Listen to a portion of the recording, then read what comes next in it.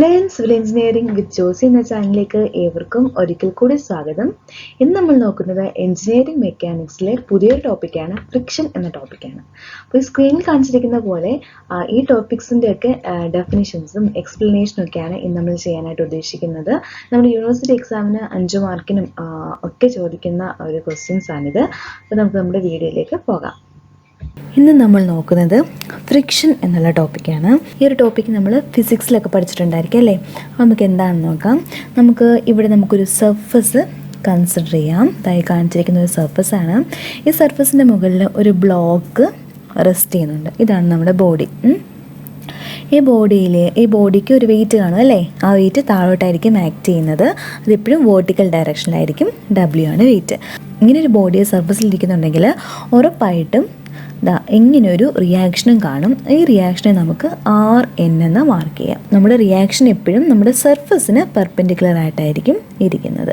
ഇനി നോക്കിക്കേ, നമ്മളുടെ ഈ ബോഡിയിലേക്ക് ഒരു ഫോഴ്സ് അപ്ലൈ ചെയ്യുകയാണ്. അപ്പോൾ നമ്മുടെ ഈ ബോഡിയിലേക്ക് ഞാൻ റൈറ്റിലേക്ക് ഒരു ഫോഴ്സ് അപ്ലൈ ചെയ്തു. ആ ഫോഴ്സിനെ ഞാൻ P എന്ന് നെയിം ചെയ്തു.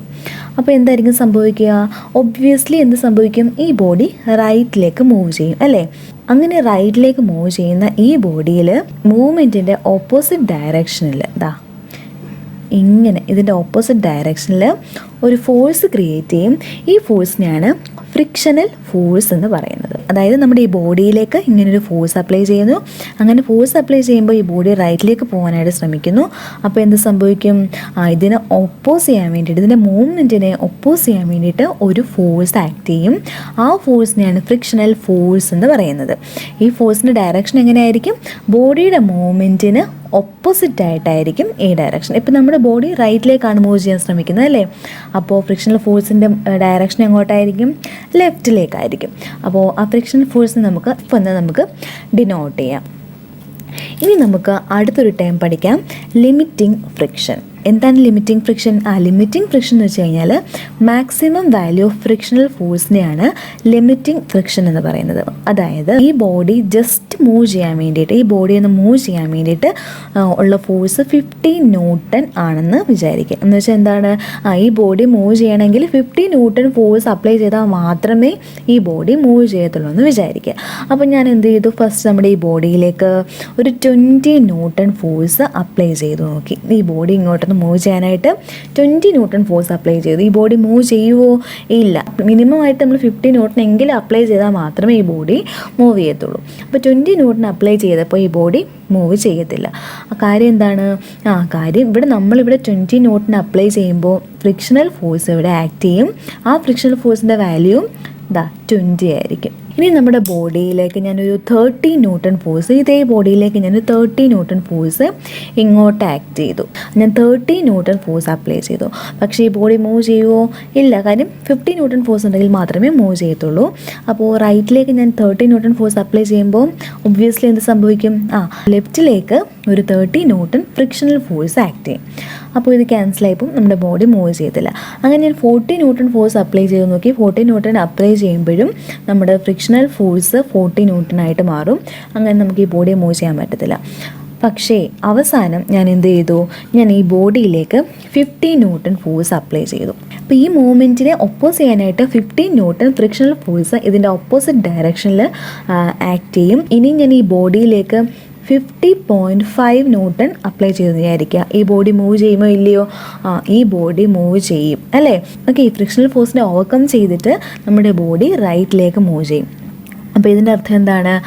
ഫ്രിക്ഷണൽ ഫോഴ്സിൻ്റെ മാക്സിമം വാല്യൂ ഇവിടെ റീച്ച് ചെയ്തു എന്നാണ് അതിൻ്റെ അർത്ഥം. ഫ്രിക്ഷണൽ ഫോഴ്സ് അതിൻ്റെ മാക്സിമം വാല്യൂ എത്തിക്കഴിഞ്ഞാൽ പിന്നെ നമുക്ക് ഫ്രിക്ഷണൽ ഫോഴ്സിൻ്റെ മാഗ്നിറ്റ്യൂഡ് കൂട്ടാനായിട്ട് പറ്റത്തില്ല. അപ്പോൾ ഈ മാക്സിമം വാല്യൂ ഫ്രിക്ഷണൽ ഫോഴ്സിനെയാണ് നമ്മൾ ലിമിറ്റിംഗ് ഫ്രിക്ഷൻ എന്ന് പറയുന്നത്. അതായത് നമ്മുടെ ബോഡിയുടെ മൂവ്മെൻറ്റ് സ്റ്റാർട്ട് ചെയ്യുന്നതിന് മുന്നേ ഉള്ള നമ്മുടെ ഫ്രിക്ഷണൽ ഫോഴ്സാണ് ലിമിറ്റിംഗ് ഫ്രിക്ഷൻ എന്ന് പറയുന്നത്. ആ ലിമിറ്റിംഗ് ഫ്രിക്ഷൻ ആയിരിക്കും എപ്പോഴും നമ്മുടെ മാക്സിമം ആയിട്ടുള്ള ഫ്രിക്ഷണൽ ഫോഴ്സ് എന്ന് പറയുന്നത്.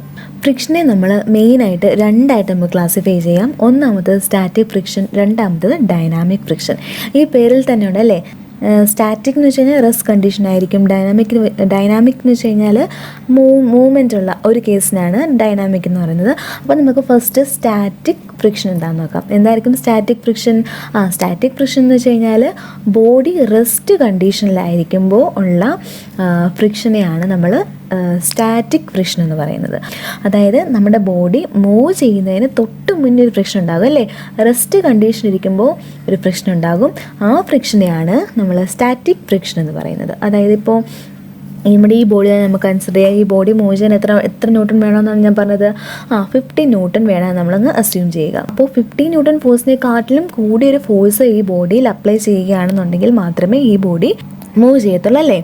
അപ്പോൾ ഈ ബോഡി മൂവ് ചെയ്യുന്നതിന് തൊട്ട് മുന്നേ ഉള്ള ഫ്രിക്ഷനെയാണ് നമ്മൾ സ്റ്റാറ്റിക് ഫ്രിക്ഷൻ എന്ന് പറയുന്നത്. അപ്പോൾ ഡൈനാമിക് ഫ്രിക്ഷൻ എന്തായിരിക്കും? നമ്മുടെ ഈ ബോഡി മൂവ് ചെയ്തു, 60 ന്യൂട്ടൺ ഫോഴ്സ് എന്നോട് അപ്ലൈ ചെയ്തു, അപ്പോൾ നമ്മുടെ ഈ ബോഡി മൂവ് ചെയ്യുന്നു. അപ്പോൾ ഉണ്ടാകുന്ന ഫ്രിക്ഷനെയാണ് ഡൈനാമിക് ഫ്രിക്ഷൻ എന്ന് പറയുന്നത്. അതായത് ബോഡി മൂവ് ചെയ്യുമ്പോൾ ഉണ്ടാകുന്ന ഫ്രിക്ഷനെയാണ് ഡൈനാമിക് ഫ്രിക്ഷൻ എന്ന് പറയുന്നത്. അപ്പോൾ ഇവിടെ 2 ഫോഴ്സാണ് മെയിനായിട്ട് ആക്ട് ചെയ്യുന്നത്. ഒരു ഫോഴ്സ് എന്ന് പറയുന്നത് അപ്ലൈഡ് ഫോഴ്സ് ആയിരിക്കും, ഒരു ഫോഴ്സ് എന്ന് പറയുന്നത് അതിനെ ഒപ്പോസ് ചെയ്യാൻ വേണ്ടിയിട്ടുള്ള ലിമിറ്റിംഗ് ഫ്രിക്ഷൻ ആയിരിക്കും അല്ലേ? അപ്പോൾ ഇവിടെ ഞാൻ അപ്ലൈഡ് ഫോഴ്സും എഴുതി, ഇവിടെ ലിമിറ്റിംഗ് ഫ്രിക്ഷനും എഴുതി. സ്റ്റാറ്റിക് ഫ്രിക്ഷനിൽ ഏത് ഫോഴ്സ് ആയിരിക്കും കൂടുതൽ? അപ്ലൈഡ് ഫോഴ്സ് ആയിരിക്കുമ്പോൾ കൂടുതൽ, ലിമിറ്റിംഗ് ഫ്രിക്ഷൻ ആയിരിക്കുമ്പോൾ കൂടുതൽ? ലിമിറ്റിംഗ് ഫ്രിക്ഷൻ ആയിരിക്കും അല്ലേ കൂടുതൽ? അതായത് applied force is less than limiting friction. ഇനിയും നമ്മൾ ഡൈനാമിക് ഫ്രിക്ഷനിൽ എങ്ങനെയായിരിക്കും? അപ്ലൈഡ് ഫോഴ്സ് ആയിരിക്കുമ്പോൾ കൂടുതൽ, അതോ ലിമിറ്റിംഗ് ഫ്രിക്ഷൻ ആയിരിക്കുമോ കൂടുതൽ? ഡൈനാമിക് കേസിൽ അപ്ലൈഡ് ഫോഴ്സ് ആയിരിക്കും അല്ലേ കൂടുതൽ? Applied force will be greater than limiting friction. എന്ന് വെച്ച് കഴിഞ്ഞാൽ നമ്മൾ അപ്ലൈ ചെയ്യുന്ന ഫോഴ്സ് ആയിരിക്കും ലിമിറ്റിംഗ് ഫ്രിക്ഷനേക്കാളും കൂടുതൽ. അപ്പോൾ അവിടെ മൂവ്മെൻറ്റ് നടക്കും. അതാണ് ഡൈനാമിക് ഫ്രിക്ഷൻ. ഇനി നമുക്ക് ഡൈനാമിക് ഫ്രിക്ഷനെ രണ്ടായിട്ട് ക്ലാസിഫൈ ചെയ്യാം. ഒന്നാമത്തത് സ്ലൈഡിംഗ് ഫ്രിക്ഷൻ, രണ്ടാമത്തത് റോളിംഗ് ഫ്രിക്ഷൻ. അപ്പോൾ ഡൈനാമിക് ഫ്രിക്ഷൻ എന്ന് പറയുന്നത് തന്നെ മൂവ്മെൻറ്റ് നടന്നുകൊണ്ടിരിക്കുമ്പോൾ ഉണ്ടാകുന്ന ഫ്രിക്ഷനാണ് ഡൈനാമിക് ഫ്രിക്ഷൻ. അപ്പോൾ നമ്മുടെ ബോഡിയാണ്. ഈ ബോഡി സ്ലൈഡ് ചെയ്ത് പോവുകയാണ്, അതിൻ്റെ മൂവ്മെൻറ്റ് സ്ലൈഡ് ചെയ്ത് പോവുകയാണെന്നുണ്ടെങ്കിൽ അതിനെ നമ്മൾ സ്ലൈഡിംഗ് ഫ്രിക്ഷൻ എന്ന് വിളിക്കും. ഇനിയിപ്പോൾ ഇതാണ് നമ്മുടെ ബോഡി. ഈ ബോഡിയിലേക്ക് ഞാൻ ഫോഴ്സ് ഇങ്ങനെ അപ്ലൈ ചെയ്യുകയാണ്. അപ്പോൾ ഈ ബോഡി എന്താ ചെയ്തത്? സ്ലൈഡ് ചെയ്യുകയാണോ അതോ റോൾ ചെയ്യുകയാണോ ചെയ്തത്? ഈ ബോഡി റോൾ ചെയ്താണല്ലേ പോയത്. അപ്പോൾ അങ്ങനെയുള്ള ഫ്രിക്ഷനെയാണ് റോളിംഗ് ഫ്രിക്ഷൻ എന്ന് പറയുന്നത്. ഇനി നമുക്ക് അടുത്ത ടൈം നോക്കാം, കോഎഫിഷ്യൻ്റ് ഓഫ് ഫ്രിക്ഷൻ. അപ്പോൾ നമുക്കൊരു ബോഡി കൺസിഡർ ചെയ്യാം. ഇതാണ് നമ്മുടെ സർഫസ്. ഈ സർഫസിന് മുകളിലൊരു ബോഡി ഇരിപ്പുണ്ട്. ഈ ബോഡിയുടെ വെയിറ്റ് എന്ന് പറയുന്നത് W ആണ്. പിന്നെ ഇങ്ങോട്ടൊരു നോർമൽ റിയാക്ഷൻ RN ഉണ്ട്. ഈ ബോഡി റൈറ്റിലേക്ക് ഞാൻ മൂവ് ചെയ്യുകയാണ്. അപ്പോൾ അതിൻ്റെ ഫോഴ്സ് P ആണ്. റൈറ്റിലേക്ക് നമ്മൾ ആക്ട് ചെയ്യുന്ന ഫോഴ്സ് P ആണ്.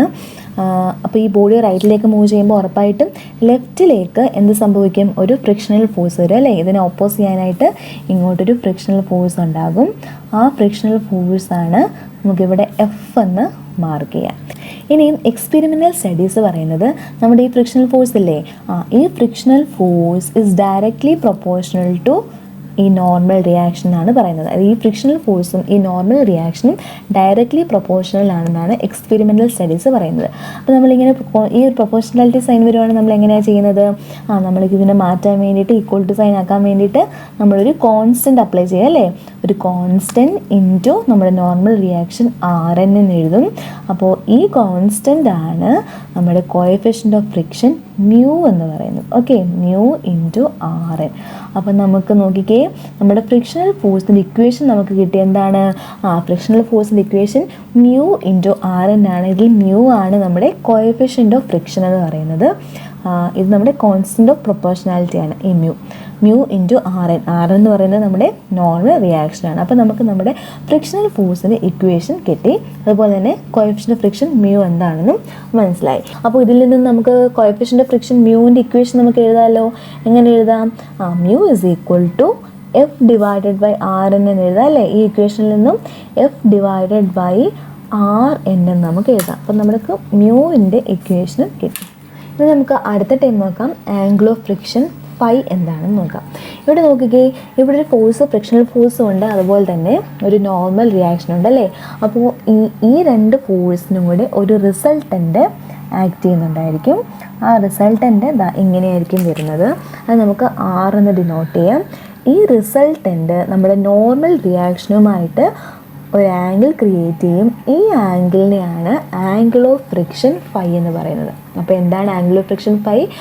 നമ്മുടെ റിസൾട്ടൻ്റ് നോർമൽ റിയാക്ഷനുമായിട്ട് ക്രിയേറ്റ് ചെയ്യുന്ന ആംഗിളിനെയാണ് ആംഗിൾ ഓഫ് ഫ്രിക്ഷൻ ഫൈ എന്ന് പറയുന്നത്. ഞാൻ ഈ ഫോഴ്സിന് ഇങ്ങോട്ട് നിന്ന് വരയ്ക്കുകയാണ്. നമ്മുടെ നോർമൽ റിയാക്ഷൻ ഇവിടെ RN ഉണ്ട്. പിന്നെ എന്തുകൊണ്ട് ഇവിടെ ഒരു ഫ്രിക്ഷണൽ ഫോഴ്സ് ഉണ്ട് അല്ലേ? ഫ്രിക്ഷണൽ ഫോഴ്സ് ഉണ്ട്. ഫ്രിക്ഷണൽ ഫോഴ്സിൻ്റെ വാല്യൂ എത്രയാണ്? μ×RN. അത് നമുക്കറിയാം അല്ലേ? μ×RN. നോക്കൂ, ഇതിന് ഒരു റിസൾട്ടൻ്റ് ഫോഴ്സ് വരും അല്ലേ? അപ്പോൾ ഈ റിസൾട്ടൻ്റ് ഫോഴ്സ് നമ്മുടെ ഈ റിയാക്ഷനുമായിട്ട് മേക്ക് ചെയ്യുന്ന ആംഗിളാണ് ആംഗിൾ ഓഫ് ഫ്രിക്ഷൻ ഫൈ എന്ന് പറയുന്നത്. അപ്പോൾ ഇവിടെ നമുക്കൊരു റൈറ്റ് ആംഗിൾ ട്രയാങ്കിൾ ക്രിയേറ്റ് ചെയ്യാം അല്ലേ? എന്താ ഇത്? നമുക്കൊരു റൈറ്റ് ആംഗിൾ ട്രയാങ്കിൾ ക്രിയേറ്റ് ചെയ്യാം. ടാൻ ഫൈ എന്ന് വെച്ച് കഴിഞ്ഞാൽ opposite side divided by adjacent സൈഡാണ്. ഇവിടെ ഓപ്പോസിറ്റ് സൈഡ് ഏതാണ്? ഫ്രിക്ഷൻ ആണ് അല്ലേ? അപ്പോൾ നമുക്ക് എങ്ങനെ എഴുതാം? F divided by adjacent side ഏതാണ്? റിയാക്ഷൻ RN ആണ്. അപ്പോൾ F/RN എന്താണ്? നമുക്കറിയാം, നമ്മളിവിടെ പഠിച്ചായിരുന്നു. F/RN എന്ന് പറയുന്നത് മ്യൂവിനോട് ഈക്വൽ ആണ് അല്ലേ? നമുക്ക് എങ്ങനെ എഴുതാം? അപ്പോൾ നമുക്ക് എങ്ങനെ എഴുതാം? Tan phi is equal to mu എന്ന് എഴുതാം. പിന്നെ ഫൈനെ നമുക്ക് അപ്പോൾ എങ്ങനെ എഴുതാൻ പറ്റും? ടാൻ ഇൻവേഴ്സ് മ്യൂ എന്ന് എഴുതാൻ പറ്റും. ഇനി അടുത്ത ടേം ആംഗിൾ ഓഫ് റിപ്പോസ്. അതിനെ നമുക്ക് ആൽഫ എന്ന് ഡിനോട്ട് ചെയ്യാം. ഇപ്പോൾ ഇവിടെ നോക്കിക്കേ, നമ്മൾ പഠിച്ചത് ഒരു ഹൊറിസോണ്ടൽ സർഫസിൽ ഒരു ബോഡി ഇരിക്കുന്ന കേസാണ്. ഇപ്പോൾ നോക്കിക്കോളൂ, ഇതാണ് നമ്മുടെ സർഫസ് കേട്ടോ. ഈ കാണിച്ചിരിക്കുന്നതാണ് നമ്മുടെ സർഫസ്. ഈ സർഫസിൽ ഒരു ബോഡി ഇരിക്കുകയാണ്. അപ്പോൾ ഇൻക്ലൈൻഡ് ആയിട്ടുള്ള സർഫസിലാണ് നമ്മുടെ ബോഡി ഇരിക്കുന്നത്. അപ്പോൾ ബോഡിയുടെ വെയിറ്റാണ് ഈ കാണിച്ചിരിക്കുന്നത്. അത് എപ്പോഴും വെർട്ടിക്കലായിട്ടായിരിക്കും ആക്ട് ചെയ്യുന്നു. അത് വരച്ചു. ഇനി നോക്കിക്കേ, ഇപ്പോൾ ഒരു ബോഡിയുടെ വെയിറ്റ് ഇങ്ങനെ ആക്ട് ചെയ്യുന്നുണ്ടെങ്കിൽ ഉറപ്പായിട്ടും ഒരു റിയാക്ഷൻ, ഒരു നോർമൽ റിയാക്ഷൻ ഇവിടെ കാണും. ആ നോർമൽ റിയാക്ഷനെയാണ് ആറിനെ നമുക്ക് ഡിനോട്ട് ചെയ്യാൻ പറ്റും. ആ നോർമൽ റിയാക്ഷൻ എപ്പോഴും സർഫസിന് പെർപെൻഡിക്കുലർ ആയിരിക്കും. നോക്കിക്കേ, ഇതാണ് നമ്മുടെ സർഫസ് അല്ലേ? അപ്പോൾ റിയാക്ഷൻ ഒരിക്കലും ഇങ്ങനെ വെർട്ടിക്കലായിട്ടല്ല, റിയാക്ഷൻ എപ്പോഴും നമ്മുടെ സർഫസിന് പെർപെൻഡിക്കുലർ ആയിട്ടായിരിക്കും ആക്ട് ചെയ്യുന്നത്. അപ്പോൾ ഈ റിയാക്ഷനെ ഞാൻ RN എന്ന് ഡിനോട്ട് ചെയ്യുന്നു. അപ്പോൾ നമ്മുടെ ഈ ബോഡി ഈ ഇൻക്ലൈൻഡ് പ്ലെയിനിൽ ഇരിക്കുകയാണ്. അപ്പോൾ നമ്മുടെ ഇൻക്ലൈൻഡ് പ്ലെയിനിൻ്റെ ഇൻക്ലിനേഷൻ കൂട്ടുകയാണെന്നുണ്ടെങ്കിൽ എന്ത് സംഭവിക്കും? ഈ ബോഡി താഴോട്ട് മൂവ് ചെയ്യും അല്ലേ? ഫോർ എക്സാമ്പിൾ, ഇത് നമ്മുടെ പ്ലെയിനായിട്ട് കൺസിഡർ ചെയ്യുന്നുണ്ട്. ഈ പ്ലെയിനായിട്ട് നമ്മൾ കൺസിഡർ ചെയ്യുന്നു. ഈ ബ്ലോക്കിന് പകരം ഇതാണ് നമ്മുടെ ബോഡി എന്ന് വിചാരിക്കുക. അപ്പം ഇപ്പം നമ്മുടെ പ്ലെയിൻ ഹൊറിസോണ്ടലായിട്ടിരിക്കുകയാണ്. ഇനിയിപ്പോൾ ഞാൻ എന്താ ചെയ്യുന്നത് വെച്ച് കഴിഞ്ഞാൽ, നമ്മുടെ സർഫസ്, ഇതാണ് നമ്മുടെ സർഫസ്. ഈ സർഫസിനെ ഞാൻ ഇൻക്ലൈൻഡ് പൊസിഷനിലേക്ക് കൊണ്ടുവരികയാണ്. ഇത് റൈറ്റ് സൈഡ് ഞാൻ ഒന്ന് റേസ് ചെയ്തു. അപ്പോൾ എന്തായിരിക്കും സംഭവിക്കുക? ഈ ബോഡി മൂവ് ചെയ്യുന്നില്ല അല്ലേ? ഈ ബോഡി അങ്ങനെ തന്നെ ഇരിക്കുകയാണ്. ഇതിൻ്റെ ആംഗിൾ ഓഫ് ഇൻക്ലിനേഷൻ ഞാൻ കുറച്ചുകൂടെ ഒന്ന് കൂട്ടി. അപ്പോഴും ഈ ബോഡി മൂവ് ചെയ്യുന്നില്ല. കുറച്ചും കൂടെ ഞാനൊന്ന് കൂട്ടുകയാണ്. ഇങ്ങനെ കൂട്ടിക്കൊണ്ടേ ഇരിക്കുകയാണ് ആംഗിൾ ഓഫ് ഇൻക്ലിനേഷൻ. നോക്കൂ, ഒരു പർട്ടിക്കുലർ ആംഗിളിലെത്തിയപ്പോൾ എന്ത് സംഭവിച്ചു? നമ്മുടെ ബോഡി മൂവ് ചെയ്യാൻ തുടങ്ങി അല്ലേ? നമ്മുടെ ബോഡി ജസ്റ്റ് ഒന്ന് മൂവ് ചെയ്യാനായിട്ട് തുടങ്ങി അല്ലേ? സർഫസിൻ്റെ ആംഗിൾ ഓഫ് ഇൻക്ലിനേഷൻ ഇങ്ങനെ കൂട്ടിക്കൂട്ടി ഒരു പെർട്ടിക്കുലർ പോയിന്റിലെത്തിയപ്പോൾ നമ്മുടെ ബോഡി മൂവ് ചെയ്യാനായിട്ട് തുടങ്ങി. ഇവിടെ ഇതാണ് നമ്മുടെ സർഫസ്, ഇതാണ് ഹൊറിസോണ്ടൽ. അപ്പോൾ നമ്മുടെ ഈ സർഫസിൻ്റെ ആംഗിൾ ഓഫ് ഇൻക്ലിനേഷൻ പെർട്ടിക്കുലർ ആംഗിളിലെത്തിയപ്പോഴേക്കും നമ്മുടെ ബോഡി മൂവ് ചെയ്യാൻ തുടങ്ങും അല്ലേ? മാക്സിമം ഇൻക്ലിനേഷൻ ഓഫ് ദ പ്ലെയിനിനെയാണ് ആംഗിൾ ഓഫ് റീപോസ് ആൽഫ എന്ന് പറയുന്നത്. ഈ ആംഗിളിനെയാണ് ആംഗിൾ ഓഫ് റീപോസ് ആൽഫ എന്ന് പറയുന്നത്. അപ്പോൾ ആംഗിൾ ഓഫ് റീപോസ് എന്താണ്?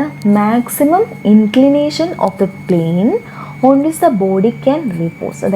അതായത് ഈ ഇൻക്ലൈൻഡ് പ്ലെയിൻ്റെ മാക്സിമം ഇൻക്ലിനേഷൻ വാല്യൂവിനെയാണ് ആംഗിൾ ഓഫ് റീപോസ് എന്ന് പറയുന്നത്. ആ ഒരു വാല്യൂ റീച്ച് ചെയ്ത് കഴിഞ്ഞാൽ പിന്നെ ഈ ബോഡി മൂവ് ചെയ്യാൻ തുടങ്ങും. ആ ഒരു മാക്സിമം വാല്യൂവിനെയാണ് ആംഗിൾ ഓഫ് റീപോസ് എന്ന് പറയുന്നത്. ഓക്കെ, അപ്പോൾ നമ്മളുടെ ഈ ബോഡി ആൽഫ എന്ന് പറഞ്ഞ ആംഗിളിലാണ് ഇരിക്കുന്നത്, ആംഗിൾ ഓഫ് റീപോസിലാണ് ഇരിക്കുന്നത്. ഈ ഒരു വാല്യൂ റീച്ച് ചെയ്ത് കഴിഞ്ഞാൽ പിന്നെ ഈ ബോഡി മൂവ് ചെയ്യുക അല്ലേ? എങ്ങോട്ടായിരിക്കും മൂവ് ചെയ്യുക? ഒബ്വിയസ്ലി ഈ ഡയറക്ഷനിലേക്കായിരിക്കും മൂവ് ചെയ്യുക. അപ്പോൾ ഈ ഫ്രിക്ഷണൽ ഫോഴ്സ് ഉണ്ടാകുമല്ലോ. ഫ്രിക്ഷണൽ ഫോഴ്സ് എങ്ങോട്ടായിരിക്കും? മൂവ്മെൻറ്റ് ഇങ്ങോട്ടായതുകൊണ്ട് ഫ്രിക്ഷണൽ ഫോഴ്സ് ഈ ഒരു ഡയറക്ഷനിലായിരിക്കും ഫ്രിക്ഷണൽ ഫോഴ്സ് ക്രിയേറ്റ് ചെയ്യുന്നത്. അപ്പോൾ നമുക്ക് എങ്ങനെ എഴുതാം? Frictional force F is equal to μ×RN എഴുതാം അല്ലേ? അപ്പോൾ W എന്ന ഈ ഫോഴ്സ് വേർട്ടിക്കലായിട്ടാണ് ആക്ട് ചെയ്യുന്നത്. നമുക്ക് ഈ ഒരു പ്ലെയിനിനെ, ഇൻക്ലൈൻഡ് പ്ലെയിനെ നമുക്ക് റെഫറൻസ് ആയിട്ട് എടുക്കാം. അപ്പോൾ W ഈ വേർട്ടിക്കലുമായിട്ട് ഈ ഒരു ആക്സിസുമായിട്ട് ക്രിയേറ്റ് ചെയ്യുന്ന ആംഗിൾ ആൽഫയോട് ഈക്വൽ ആയിരിക്കും. നമ്മുടെ ഈ ആൽഫയോട് ഈക്വൽ ആയിരിക്കും. അപ്പോൾ നമ്മളുടെ W എന്ന് പറയുന്നത് ഈ ഒരു ആക്സിസുമായിട്ട് ആൽഫ ആംഗിൾ ക്രിയേറ്റ് ചെയ്യുന്നു. അപ്പോൾ നമുക്കിതിനെ റിസോൾവ് ചെയ്യാമല്ലോ. എങ്ങനെ റിസോൾവ് ചെയ്യാം? ഇതിനെ ഇങ്ങനെയും റിസോൾവ് ചെയ്യാം, ഇങ്ങനെ റിസോൾവ് ചെയ്യാം. റിസോൾവ് ചെയ്യുന്നതൊക്കെ നമ്മൾ പണ്ട് പഠിച്ചിട്ടുണ്ടല്ലേ. ഈ ഒരു ഫോഴ്സ് ഈ ഒരു പോയിന്റിലേക്കാണ് ആക്ട് ചെയ്യുന്നത്. അതുകൊണ്ട് ഈ ഡബ്ല്യുവിൻ്റെ കമ്പോണൻസും അതേ പോയിന്റിലേക്കായിരിക്കും. അതുകൊണ്ടാണ് ഡയറക്ഷൻ ഇങ്ങനെ മാർക്ക് ചെയ്തത്. ഇനി ഈ കമ്പോണൻറ്റ് എന്ത് വരും? ഈ കമ്പോണൻറ്റ് എന്ത് വരും? ഡബ്ല്യു എന്ന് പറയുന്ന വെയിറ്റ് ഈ ആക്സിസുമായിട്ടാണ് ആംഗിൾ ക്രിയേറ്റ് ചെയ്യുന്നത് അല്ലേ. അപ്പോൾ നമുക്ക് ഇതിനെ എങ്ങനെ എഴുതാം? ഡബ്ല്യു കോസ് ആൽഫ എന്ന് എഴുതാം. ഈ ഒരു കമ്പോണൻറ്റ് നമുക്ക് ഡബ്ല്യു സൈൻ ആൽഫ എന്ന് എഴുതാം. ഈ ഇൻക്ലൈൻഡ് ആയിട്ടുള്ള പ്ലെയിൻ ആണ് നമ്മുടെ റെഫറൻസ് ആയിട്ട് എടുക്കുന്നത്. ഈ ഇൻക്ലൈൻഡ് പ്ലെയിന് എലോങ് ആയിട്ടുള്ള ഫോഴ്സ് നമുക്ക് എങ്ങനെ എഴുതാൻ പറ്റും? അതായത് resolving forces along inclined plane. അതായത് ഈ ഇൻക്ലൈൻഡ് പ്ലെയിനിന് പാരലായിട്ട് ഏതൊക്കെ ഫോഴ്സാണ് ആക്ട് ചെയ്യുന്നത്? ഈ ഫ്രിക്ഷണൽ ഫോഴ്സ് ആക്ട് ചെയ്യുന്നുണ്ട്. പിന്നെ ഡബ്ല്യു സൈൻ ആൽഫ, ഈ വെയിറ്റിൻ്റെ ഒരു കമ്പോണൻ്റ് ആയിട്ടുള്ള ഡബ്ല്യു സൈൻ ആൽഫ ആക്ട് ചെയ്യുന്നുണ്ട് അല്ലേ. നമുക്ക് എങ്ങനെ എഴുതാം? റൈറ്റിലേക്കുള്ള ഫോഴ്സിനെ പ്ലസ് ആയിട്ടും ലെഫ്റ്റിലേക്കുള്ള ഫോഴ്സിനെ നമുക്ക് മൈനസ് ആയിട്ടും എടുക്കാം. അപ്പോൾ നമുക്ക് എങ്ങനെ എഴുതാം? Mu into R N minus W sine alpha is equal to 0. അതായത് mu into R N is equal to W sine alpha എന്ന് എഴുതാം അല്ലേ.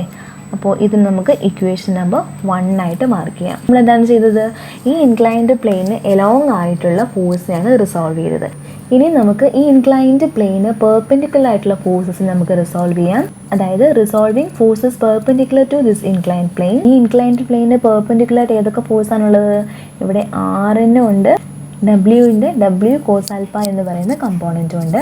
അപ്വേർഡ് ഫോഴ്സ് പോസിറ്റീവായിട്ടും ഡൗൺവേർഡ് ആയിട്ടുള്ള ഈ ഫോഴ്സ് നമുക്ക് നെഗറ്റീവായിട്ട് എടുക്കാം. അപ്പോൾ നമുക്ക് തന്നെ എഴുതാം R N minus W cos alpha is equal to 0. നമുക്ക് ആറിൻ്റെ വാല്യൂ കിട്ടും അല്ലേ, ഡബ്ല്യു കോസ് ആൽഫ എന്ന് എഴുതാം. അപ്പോൾ ഇതിനെ നമുക്ക് ഇക്വേഷൻ നമ്പർ 1 സബ്സ്റ്റിറ്റ്യൂട്ട് ചെയ്യാം അല്ലേ. അപ്പോൾ ആർ എന്നിൻ്റെ വാല്യൂ ആണ് ഇവിടെ കിട്ടിയത്. അപ്പം മ്യൂ ഇൻറ്റു അടുത്ത ആർ എൻ ആണ്, ആർ എന്നിൻ്റെ വാല്യൂ ഡബ്ല്യു കോസ് ആൽഫയാണ് അല്ലേ, is equal to W sine alpha. ഇത് ഇക്വേഷൻ നമ്പർ 1 നിന്നാണ് നമ്മൾ എഴുതിയത്. ഡബ്ല്യുവും കോമൺ ആണ്. അപ്പോൾ നമുക്ക് ഇങ്ങനെ എഴുതാം mu cos alpha is equal to sine alpha എന്ന് എഴുതാം. ഈ കോസ് ആൽഫയെ ഈക്വൽ ടു സൈൻ എപ്പുറത്ത് കൊണ്ടുവരിക. അപ്പോൾ mu is equal to sine alpha divided by cos alpha. അപ്പം മ്യൂവിനെ നമുക്ക് എങ്ങനെ എഴുതാം? ടാൻ ആൽഫ എന്ന് എഴുതാം അല്ലേ. ഇനി നമ്മൾ പഠിച്ചിട്ടുണ്ട് മ്യൂ എന്ന് പറയുന്നത് ടാൻ ഫൈ ആണെന്ന് നമ്മൾ പഠിച്ചിട്ടുണ്ടായിരുന്നു അല്ലേ. അപ്പോൾ നമുക്ക് ഇവിടെ എഴുതാം മ്യൂവിന് പകരം നമുക്ക് എങ്ങനെ എഴുതാം? Tan phi is equal to tan alpha എന്ന് എഴുതാം, which implies phi is equal to alpha. ഇതാണ് നമ്മൾ പ്രൂവ് ചെയ്തത്. അതിൻ്റെ അർത്ഥം എന്താണ്?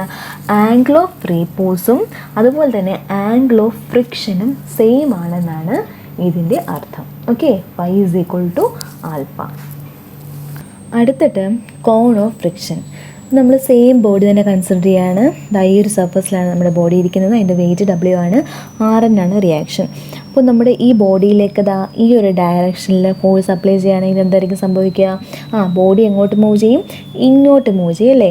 ഇങ്ങോട്ടാണ് ബോഡി മൂവ് ചെയ്യുന്നതെങ്കിൽ ഒരു ഫ്രിക്ഷണൽ ഫോഴ്സ് ഉണ്ടാകും. ഫ്രിക്ഷണൽ ഫോഴ്സിൻ്റെ ഡയറക്ഷൻ എങ്ങോട്ടായിരിക്കും? ഇതാണ് മൂവ്മെൻറ്റിൻ്റെ ഡയറക്ഷനെങ്കിൽ ഫ്രിക്ഷണൽ ഫോഴ്സിൻ്റെ ഡയറക്ഷൻ ഓപ്പോസിറ്റ് ആയിരിക്കും. അപ്പോൾ നമ്മുടെ ഫ്രിക്ഷണൽ ഫോഴ്സ് ഇവിടെ ആയിട്ട് ക്രിയേറ്റ് ചെയ്യുക അല്ലേ. ഫ്രിക്ഷണൽ ഫോഴ്സ് നമുക്ക് ഇങ്ങോട്ടൊന്ന് മാർക്ക് ചെയ്യാം, എഫ് എന്ന് മാർക്ക് ചെയ്യുന്നു.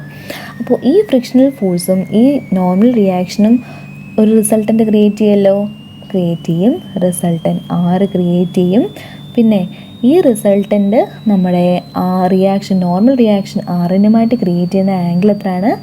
ഫൈ ആണെന്ന് നമ്മൾ പഠിച്ചിട്ടുണ്ടല്ലേ. ഇനി നോക്കി, ഇതേ ബോഡി തന്നെയാണ് ഇവിടെ വരച്ചിരിക്കുന്നത്. ഈ ബോഡിയിലേക്ക് ഫോഴ്സ് ഈ ഡയറക്ഷനിലാണ് ആക്ട് ചെയ്യുന്നതെങ്കിൽ എന്തായിരിക്കും സംഭവിക്കുക?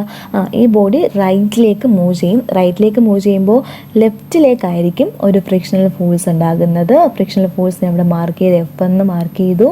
ഇനിയും അപ്പോൾ ഇതിന് ഈ എഫിനും ഈ നോർമൽ റിയാക്ഷനും കൂടി റിസൾട്ടൻ്റ് ഉണ്ടാകും. ആ റിസൾട്ടൻ്റാണ് ആറ്. ആ റിസൾട്ടൻ്റ് നോർമൽ റിയാക്ഷനുമായിട്ട് ക്രിയേറ്റ് ചെയ്യുന്ന ആംഗിളാണ് ഫൈ എന്ന് പറയുന്നത്. അപ്പോൾ ഇത് രണ്ടും കൂടെ കമ്പൈൻ ചെയ്ത് ഞാൻ ഈ ഒരു ഫിഗറിൽ ജസ്റ്റ് ഒന്ന് വരച്ചിരിക്കുകയാണ്. അതായത് റൈറ്റിലേക്കും ലെഫ്റ്റിലേക്കും ആക്ട് ചെയ്യുന്ന ഫോഴ്സും പിന്നെ അതുപോലെ തന്നെ അതിൻ്റെ റിസൾട്ടൻറ്റും ഒക്കെ വരച്ചിരിക്കുകയാണ്. അപ്പോൾ ഇവിടെ കോൺ ഓഫ് ഫ്രിക്ഷൻ്റെ കൺസെപ്റ്റ് എന്താണെന്ന് വെച്ച് കഴിഞ്ഞാൽ, നമ്മുടെ അപ്ലൈഡ് ഫോഴ്സ് ഉണ്ടല്ലോ, അതായത് ഈ അപ്ലൈഡ് ഫോഴ്സ്, ഈ അപ്ലൈഡ് ഫോഴ്സിൻ്റെ ഡയറക്ഷൻ ഗ്രാജുവലി ചേഞ്ച് ചെയ്ത് 360 ഡിഗ്രി ആക്കുകയാണെന്നുണ്ടെങ്കിൽ ഒരു റിസൾട്ടൻ്റ് ഉണ്ടാകും അല്ലേ. ആ റിസൾട്ടൻ്റ് ഒരു റൈറ്റ് സർക്കുലർ കോൺ ക്രിയേറ്റ് ചെയ്യും എന്നാണ് പറയുന്നത്. എന്നിട്ട് അതിൻ്റെ സെമി കോൺ ആംഗിൾ എന്ന് പറയുന്നത് ഫൈയോട് ഈക്വൽ ആയിരിക്കും. മനസ്സിലായോ? ഇനി ഈ റൈറ്റ് സർക്കുലർ കോണിൻ്റെ ആക്സിസ് ഏതാണ്? ഇതാണ് അല്ലേ. അതായത് നമ്മുടെ നോർമൽ റിയാക്ഷനാണ് നമ്മുടെ റൈറ്റ് സർക്കുലർ കോണിൻ്റെ ആക്സിസ് എന്ന് പറയുന്നത്. അപ്പോൾ ഈ പെന്നാണ് നമ്മുടെ നോർമൽ റിയാക്ഷൻ ആറെന്ന് വിചാരിക്കുക. ഇതാണ് ആക്സിസ് ഓഫ് റൊട്ടേഷൻ. ഈ ആക്സിസിന് എബൌട്ടായിട്ട് നമ്മുടെ റിസൾട്ടൻ്റ്, ഈ പെൻസിലാണ് റിസൾട്ടൻ്റ്. ഈ റിസൾട്ടൻ്റ് ഇങ്ങനെ റൊട്ടേറ്റ് ചെയ്ത് ഇതിനെ ബേസ് ചെയ്ത് റൊട്ടേറ്റ് ചെയ്ത് ഒരു റൈറ്റ് സർക്കുലർ കോൺ ക്രിയേറ്റ് ചെയ്യുമെന്നാണ് പറയുന്നത്. ഈ കോൺ ഓഫ് ഫ്രിക്ഷൻ്റെ ആക്സിസ് ആണ് എന്തെന്ന് പറയുന്നത് നോർമൽ റിയാക്ഷൻ. ഈ കോൺ ജനറേറ്റ് ചെയ്യുന്നത് ആരാണ്? നമ്മുടെ റിസൾട്ടൻ്റ് ആണ്. അപ്പോൾ ഇതാണ് കോൺ ഓഫ് ഫ്രിക്ഷൻ. ഇനി നമ്മൾ നോക്കുന്നത് ഫ്രിക്ഷൻ്റെ പ്രോബ്ലംസ് ആണ്. അതായത് ലാഡർ ഫ്രിക്ഷൻ്റെ പ്രോബ്ലംസ് ഉണ്ടായിരിക്കും, വെഡ്ജ് ഫ്രിക്ഷൻ്റെ പ്രോബ്ലംസ് ഉണ്ടായിരിക്കും. പിന്നെ നോർമലായിട്ട് ഒരു ബോഡി ഹൊറിസോണ്ടൽ പ്ലെയിനിൽ ഇരിക്കുകയാണെങ്കിൽ, ഒരു ബോഡി ഇൻക്ലൈൻഡ് പ്ലെയിനിൽ ഇരിക്കുകയാണെങ്കിൽ, അങ്ങനത്തെ ഉള്ള കുറേ പ്രോബ്ലംസ് ഉണ്ടല്ലേ. ആ പ്രോബ്ലംസ് ആണ് അടുത്ത വീഡിയോസിലായിട്ട് നമ്മൾ നോക്കാൻ പോകുന്നത്. തിയറീസ് ഒക്കെ നിങ്ങൾക്ക് മനസ്സിലായെന്ന് കരുതുന്നു. അടുത്ത വീഡിയോ ആയിട്ട് വീണ്ടും കാണാം.